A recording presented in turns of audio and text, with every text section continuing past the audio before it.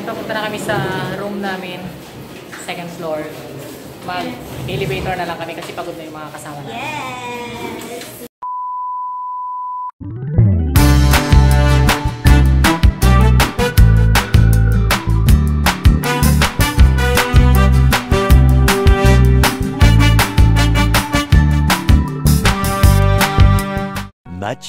Much later. Yun na nga, 2 hours bago yung flight namin, nakarating na kami sa Clark International Airport.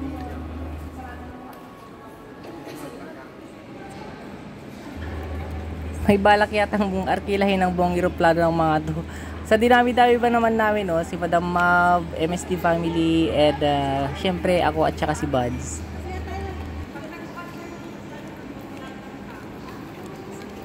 A few moments later.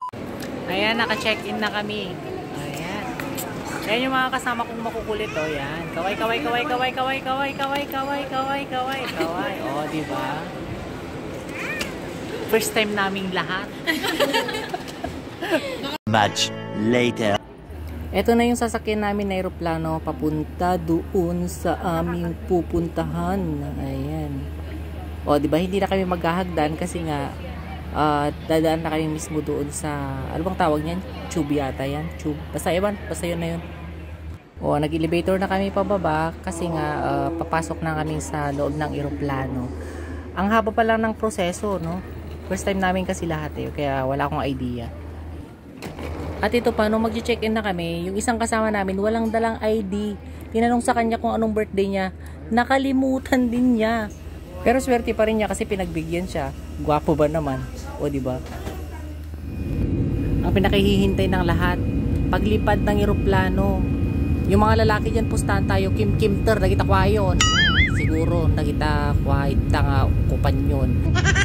Yung isang kasama namin, sa nervyos niya, pati nanay niya tinawag. Eh, yung nanay naman niya, hindi naman namin siya kasama.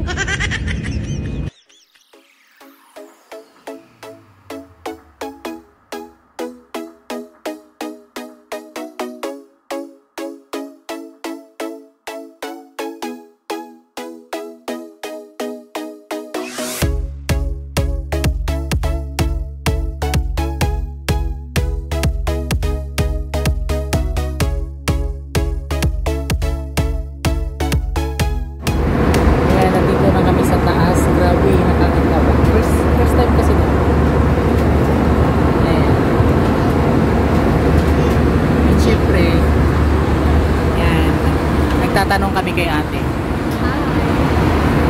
Pag nandito naman sa taas, parang hindi ko bagalaw yung airplane. Tapos, pero pag titignan mo sa baba, nakakalula. Taas na naman.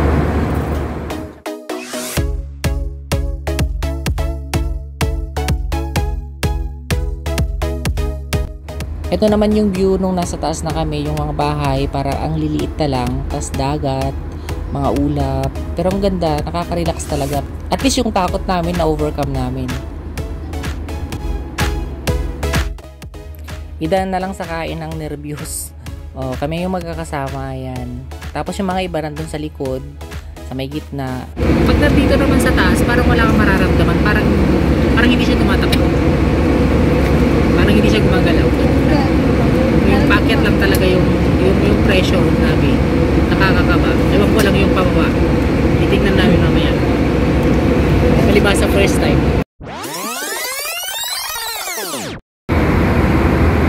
Ayan. Pababa na kami.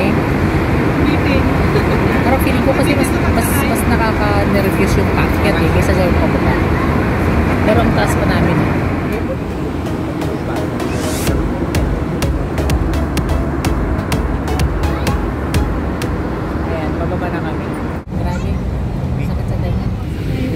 Ayan, papalanding na kami. Okay. Grabe oh. Parang lumot lang yung lupa.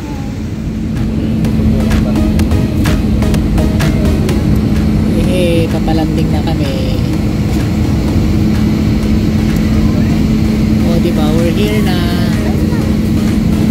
Thank you, Lord.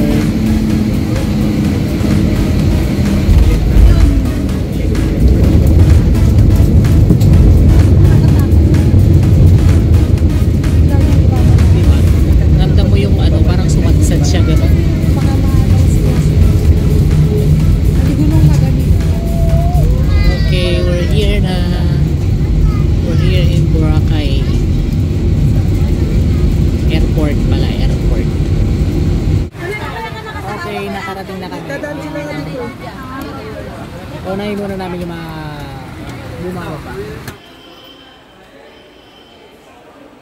At yan, pagbaba namin ng eroplano, ilang beses pa kaming nagpa-transfer, sumakay ng bangka bago kami makarating sa tutuluyan naming hotel.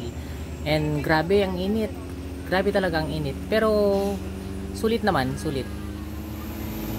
Itong isang kasama namin, takot siya talaga kaya nakaganyan siya kay Marie. O di ba? Parang akala mo mabaho yung hinanga ng bawat isa. Hello. Kaway po. O di ba? O tignan niyo naman yung tubig, asul na asul. O saan ka pa? Pagkarating namin dito, akala ko dito na. Yun pala, sasakay na naman kami ng sasakyan papunta mismo dun sa pag-iistehan namin hotel sa Henan Regency Hotel. Syempre hindi natin ipapahalata na wala pa kaming kain dyan. Pero sige lang, tuloy lang. Kahit mainit, sulit naman. Ano pa't mararating din namin. 15 minutes later. Papunta na kami sa room namin, second floor. Mag-elevator na lang kami kasi pagod na yung mga kasama namin. Yes! Madam Map. Ayan, see? Maraming init sa labas. Gusto nila pumunta sa room kasi matutulog pa yung mga kasama namin. Tapos pagkagising nila, saka kami mamamasyal. Room namin, 260. Card yung first time ko. Ganyan lang siya. Oh. Taran! Pasok. Tapos ilalagay natin to dito para magkailaw. Oh, di ba? Malayo din. Juanito, ipasok mo yung bag ko. Oh, di ba? Ito yung bed namin. Ayan yung TV. Hindi ko alam kung paano operitan. Tignan natin ngayon yung ayan o, may vault siya pero wala tayong ilalagay dyan. Ito naman yung CR. Ano ang tawag dito? Oh, hello. Blower yata to. Blower. Blower. Blower ba to? Blower siguro yan. Bahala na dyan. Linis. Ayan. Towel nandito na rin. Ito yung liguan. Okay. So, yun lang.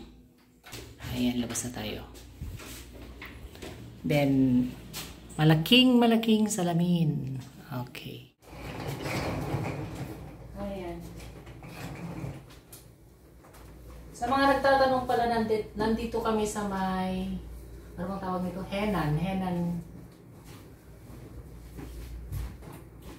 Henan Hotel. Ayan. Henan Regency Hotel.